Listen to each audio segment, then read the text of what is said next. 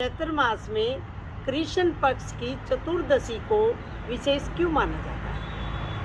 हमारे पुराणों के अनुसार ऐसा माना गया है कि इस दिन शिवजी भगवान और माता पार्वती का विवाह हुआ था, इसलिए इसे विशेष माना जाता है। ऐसा भी माना गया है कि उस रात्रि में शिवजी भगवान और माँ पार्वती दोनों विचरण करते हैं और अपने भक्तों को विशेष आशीर्वाद देते हैं।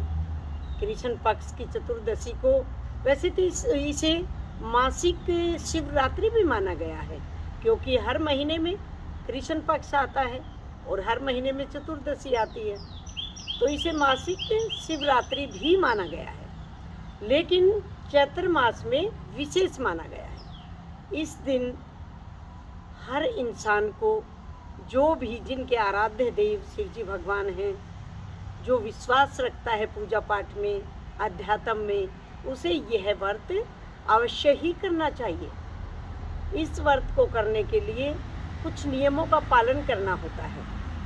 सुबह ब्रह्म मुहूर्त में उठ जाइए, स्नान कर लें, शौच आदि से निवृत्त होकर स्नान कर लें। उसके पश्चात घर में खीर बनाई जाए। खीर का प्रसाद इस दिन विशेष माना गया है।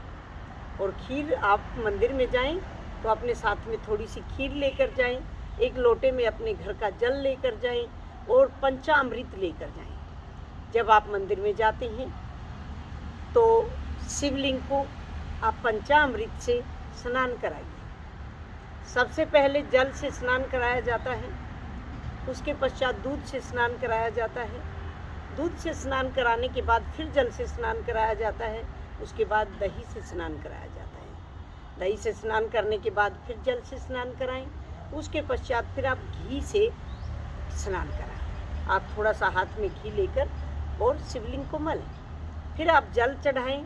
उसके पश्चात आप मधु से स्नान कराएं। मधु से स्नान कराने के पश्चात फिर थोड़ा सा जल से स्नान कराएं। इसके पश्चात आप खांड या बूरा, जिसे नैवेद्य कहा जाता है, उससे आप स्नान कराएं। उसके पश्चात आप पुनः जल से स्नान कराएं और शिवजी भगवान को एक साथ में ले जाया हुआ कोई भी टॉवल या अंगोछा, उससे आप अच्छी तरह से पोंछें और उसके बाद फिर घी लगाकर भगवान को मसाज करें, मालिश करें। उसके पश्चात आप सफ़ेद चंदन का त्रिपुंड लगाएं, सफ़ेद चंदन के त्रिपुंड लगाएं और माता पार्वती के भी चरणों को आप स्नान कराएं। माता पार्वती को कुमकुम का आपने तिलक लगाना है और आपने ओम नमः शिवाय का जप करना है। उस दिन जो भी इस व्रत को पूरी श्रद्धा के साथ करता है उसे विशेष लाभ होता है। ऐसा माना जाता है कि इस व्रत के रखने से, जो हर महीने इस व्रत को रखता है, उनके घर में सुख शांति आती है, उनके घर में लक्ष्मी और वैभव आता है।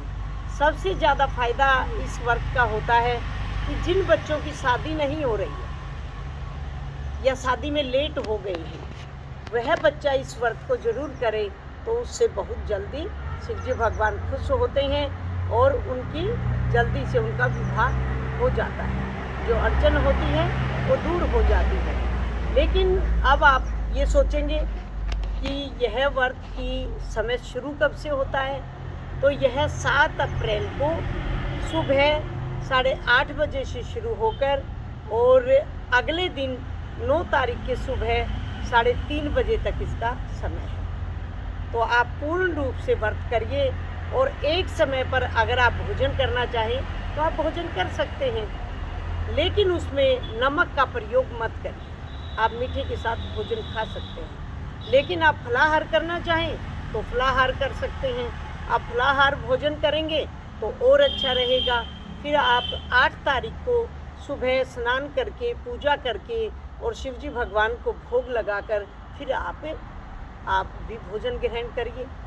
तो इसलिए आप इस व्रत को करना ना भूलें, क्योंकि इस व्रत के करने से जीवन में बहुत सारी कमियां जो है वो पूरी हो जाती हैं और जीवन में शांति आ जाती है। और शांति से बड़ा कोई धन नहीं है, क्योंकि शांति कब मिलती है? जब कोई भी उलझन ना हो तो शांति होती है। तो तो इसलिए शांति हर इंसान चाहता है। तो शांति पाने के लिए अब 7 तारीख को आ रहा है चैत्र मास की कृष्ण पक्ष की चतुर्दशी। तो आप सब इसमें व्रत रखिए और अपने जीवन को आनंदमय बनाइए। ओम नमः शिवाय।